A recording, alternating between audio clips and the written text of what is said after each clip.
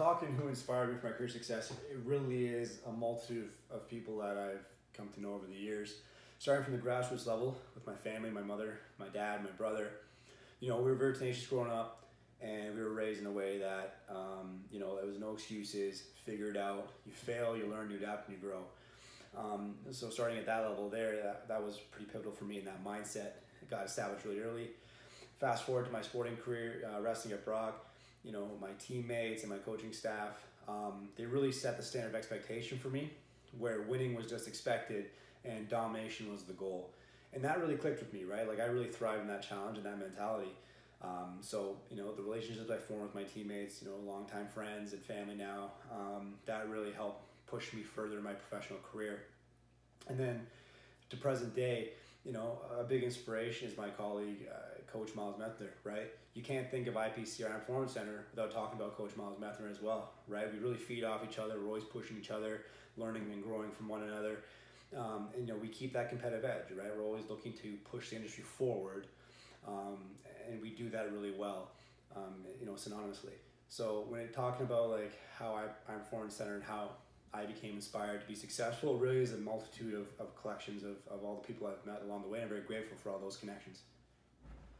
Some of the personal attributes that led to my success really come down to tenacity, passion, discipline, and good old-fashioned stubbornness. I tend to be impulsive at times. It's mostly worked in my favor, but I think my biggest asset really is my mentality. I tend not to get derailed very easily. Where most people see problems, I see challenges and a moment where I can test myself and see how far I can go to find the solution. So I think that attribute has really helped get to where I am today. And it really is a culmination of just being stubborn, being disciplined, and trusting your process, right? And finding innovative ways to solve issues that may be daunting at times. At the end of the day, climbing a mountain might seem like a cumbersome task, but to me, I just say walk uphill and see how far you go, right? So, when it comes to that, those are really the factors that have attributed to my success. So do I have any warm or mellow stories that led to my success? I don't know so much about warm, right? It's been a bumpy road to get to where I am today, and really it's a tribute to all those who support me along that path. But a memorable story that stuck out to me. It had nothing to do with business. It was me trying to fix a toilet. I'm not a plumber, right? But anyway, I had a toilet leaking and everything else of that. So I call my mom, like, Mom, what do I do? She's like, figure it out. I'm just like, well, do I cut this out of this, whatever, like trying to walk myself through it. And she just interrupted me. She's like, hey, listen, I'm busy. You're a big boy. Figure it out. And she hung up the phone. Moral of the story was, I fixed the toilet, I figured it out. She calls me back 10 minutes, 20 minutes later, whatever like that, and she's like, so how'd it go? I said, well, I figured it out, the toilet's fixed. She's like, great, see, move on. And we moved on to a whole different topic. So that whole figured out mentality, again, it's something we preach to our athletes and our members here at IPC every day.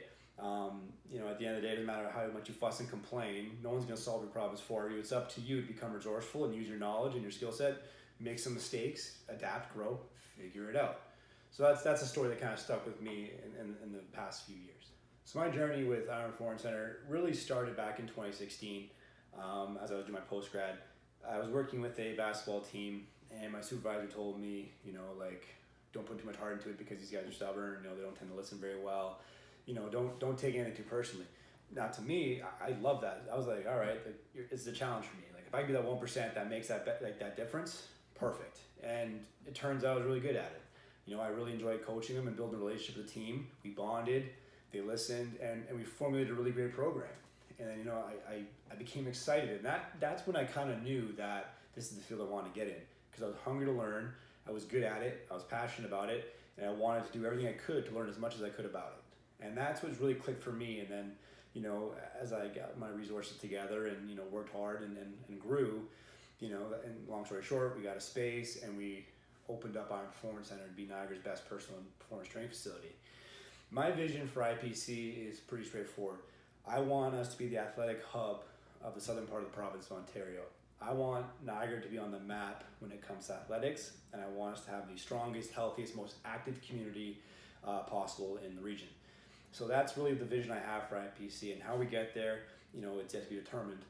But we're on track to reach those benchmarks, and like I said, we're creating a culture of excellence. We're setting a new standard of expectation, and we want everyone to know that the people that come out of our facility are top notch. They're hungry, they work hard, and they know what it takes to get the job done. How have I persisted to achieve my goals? It really comes down to trusting my process, right? My mentality has always been figure it out. You know, when you see a problem, start devising solutions, trial and error, micro adjust, adapt, learn, and grow.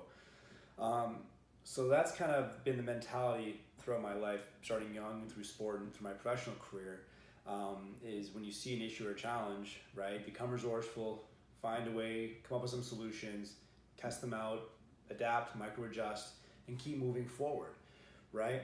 Now, another big part of that might sound twisted is I like to have those little demons of failure, as I call them, kind of sit in the back of your head. At the end of the day, there's always gonna be people that tell you it's too hard, tell you can't do something, or it seems impossible or very unlikely.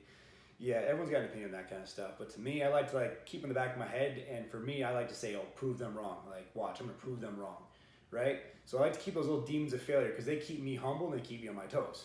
I like to look at them as little guys with sniper rifles, right? They're waiting for me to sit down, be complacent, so they can pick me off like a buck, right?